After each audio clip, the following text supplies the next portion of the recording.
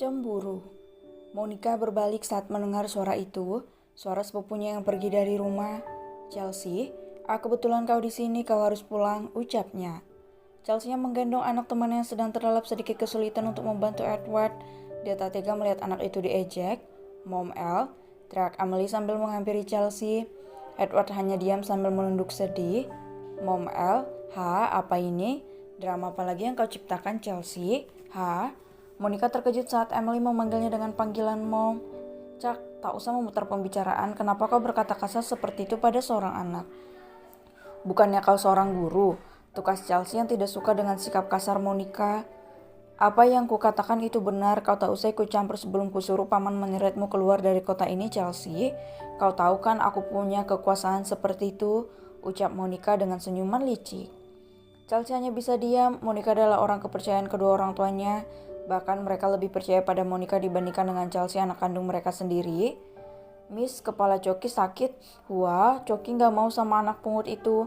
Kita pergi saja," rengek bocah itu. "Sakit ya? Cak, ini semua karena anak jelek ini," ketus Monica sambil membawa pergi anak-anak itu dari sana.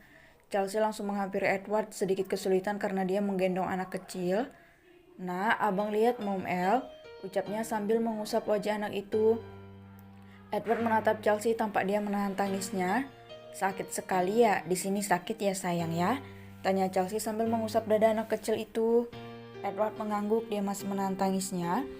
"Menangislah sayang, setelah itu kamu harus kuat," ucap Chelsea. Dia turut sedih dengan semua ucapan yang dilontarkan wanita tadi.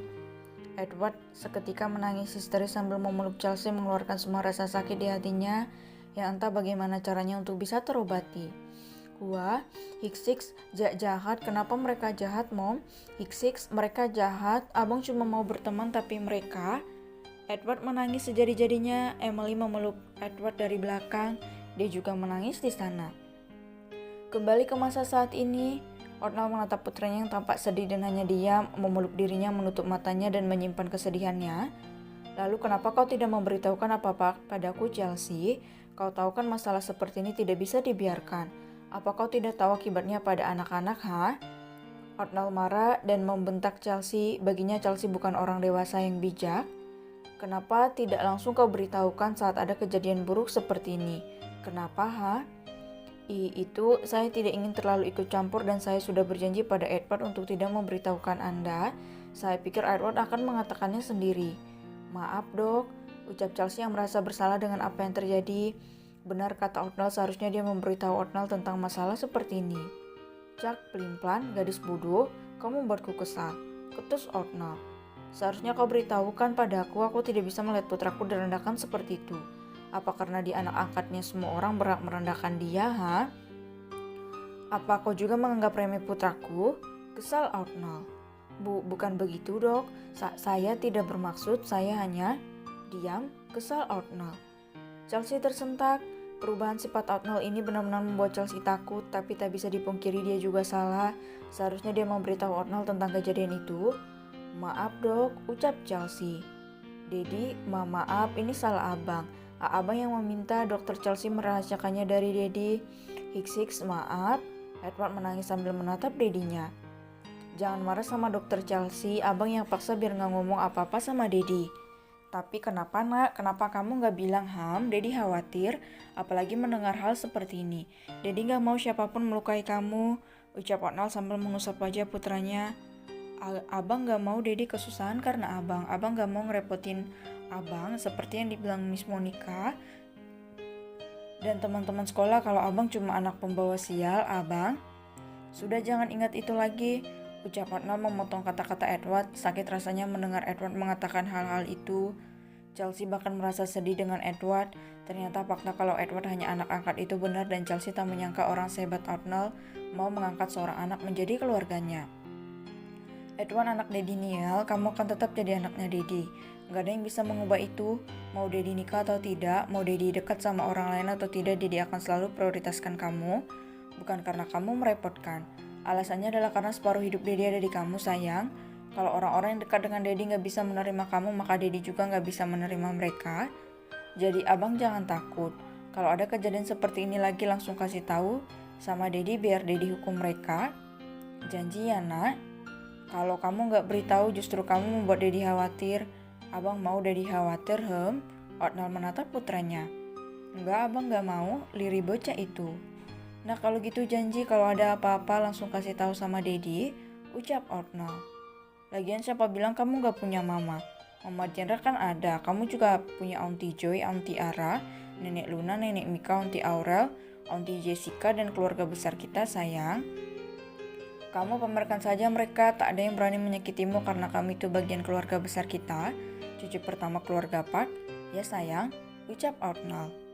Edward mengangguk, dia mengusap air matanya dan memeluk Dedinya. Abang sayang Dedi, ucapnya. Dedi juga sayang sama kamu, ucap Otnal. Chelsea menatap mereka dengan tatapan iri, dia juga merindukan kasih sayang sebuah keluarga. Bahkan Chelsea iri pada Edward yang diterima oleh banyak orang yang bahkan bukan keluarga kandungnya. Sedangkan dirinya yang anak kandung justru hidup dalam kesepian selama bertahun-tahun dia hidup. Chelsea menunduk, dia memainkan jari-jarinya, menahan air matanya dan hal itu ditangkap oleh Otnal. Apa kau iri Chelsea? Apa kau kesepian? Kau melalui semuanya dengan baik selama ini, kau pasti bisa bahagia sel. Aku ingin jadi pria yang membuatmu bahagia, batin Otnal. Namun sebelum itu kau harus banyak belajar dulu Chelsea. Kau harus lebih dewasa, kau harus paham dengan arti keluarga sesungguhnya. Aku akan membuatmu paham, batin Otnal.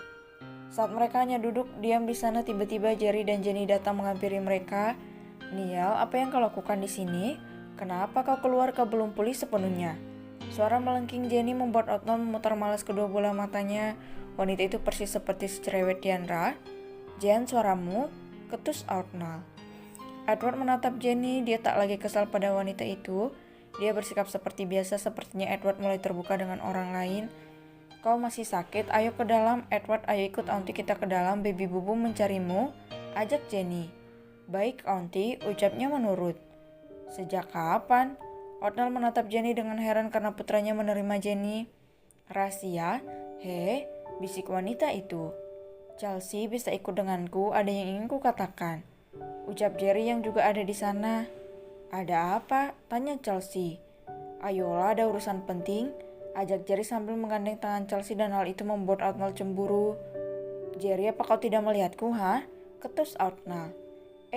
Maaf dok, habisnya dokter sibuk dengan kekasih dokter, saya jadi segan, ucap Jerry. Mendengar kata kekasih membuat Chelsea merasa hatinya sakit, cintanya benar-benar berakhir di sini. Cih, dasar mau kemana kalian? Tanya Otnal namun matanya terus menatap tangan Jerry yang menggandeng tangan Chelsea. Ada urusan pribadi dok, kalau begitu kami pergi dulu. Jerry membawa Chelsea dan Otnal berhasil dibawa cemburu buta. Cok, urusan pribadi apa sih, kenapa harus pegang-pegang? Gerutu Otnal. Edward, jadi kamu cemburu tuh? Tinggalkan saja yuk. Jenny terkikik geli, dia membawa Edward yang juga senyum-senyum melihat dedinya yang benar-benar cemburu saat ini.